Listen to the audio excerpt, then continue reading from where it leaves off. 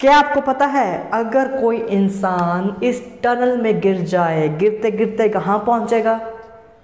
We need to find this using physics.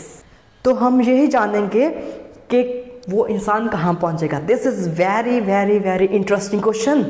Are you interested? तो ये full video देखिए, तभी पता लगेगा ना कि कहाँ पर पहुँचेगा। तो जानेंगे यूजिंग फिजिक्स। अच्छा, फिजिक्स को यूज़ करते समय हमें कोई भी मोशन करना हो तो हम न्यूटन्स लॉ का इस्तेमाल करते हैं।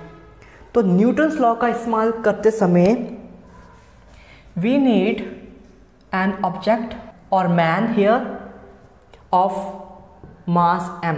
इसका मास कितना हो गया? m बेचारे का, जिसको हमने गिराना है। अच्छा, मान लो कि ये यहाँ पर पहुँचेगा ना यहाँ पर, तो इस पे कितनी फोर्स लगेगी? We need to know that. ठीक है, और इस पे कितनी फोर्स लगेगी? We need to know that.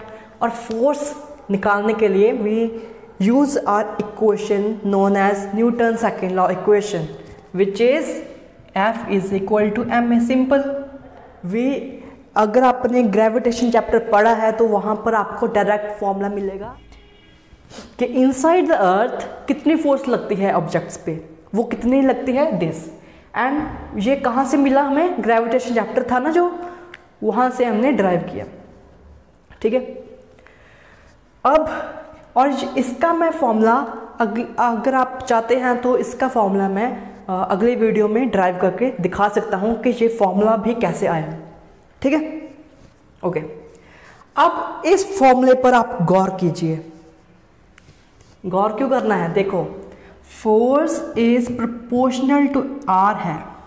This is amazing. Force is proportional to R. अगर मैं इसको हटाऊं, आई गेट, किसको हटाऊं? दिस प्रोपोर्शनैलिटी कांस्टेंट को हटाऊं, I will get k times r, where k is constant. Constant कितना है? ये this is the constant, where k is nothing but Gmm/r³। ठीक है, this is constant and F is kr। मतलब this equation indicates this a simple harmonic equation, simple harmonic motion equation. ठीक है, और restoring force तो इसके opposite में होगी ना।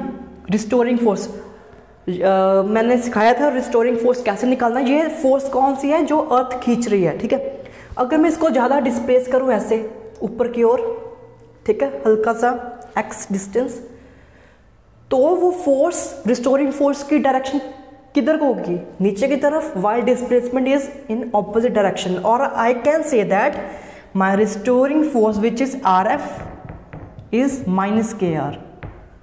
ठीक है, रिस्टोरिंग फोर्स होगी -kr and this is a simple harmonic motion is confirmed.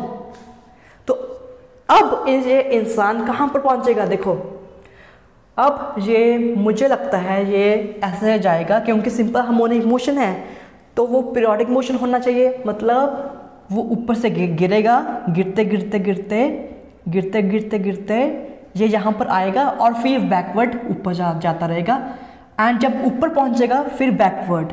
So it execute simple harmonic motion. ऐसा ही होता है ना सिंपल हार्मोनिक मोशन। तो एक क्वेश्चन, हमें एक आंसर मिल गया उस क्वेश्चन का कि वो कहाँ पर जाएगा। तो वो थ्रू आउट उस टनल में ही रहेगा, but it will never enter the space.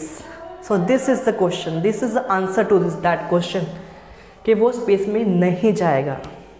ठीक है, ओके। अब इसका सेकंड पार्ट शुरू होता है time period, and this is very important for your exams. तो वो equation, sorry time period, we need to calculate the time period. ठीक है, अब मैंने बताया है आपको कांस्टेंट के कितना था? Gmm/r³। देयरफॉर टाइम पीरियड कितना होगा? 2π इट इज m/k।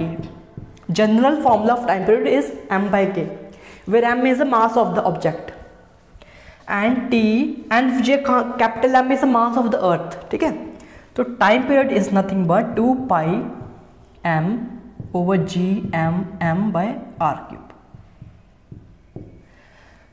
इसको और सिंप्लीफाई करो, क्या आ जाएगा आपके पास 2π mm cut r³ and gm we can write gm as gr² and simply you get 2πr/g and this is the time period। Okay कितना time लगेगा उसको एक ऑस्किलेशन कंप्लीट करने में, दिस इज 2πr/g। और अब आपको मैं आपको होमवर्क देता हूँ, आप क्या करो, इसका न्यूमेरिकल वैल्यू कैलकुलेट करो and please subscribe, share and comment as well your homework.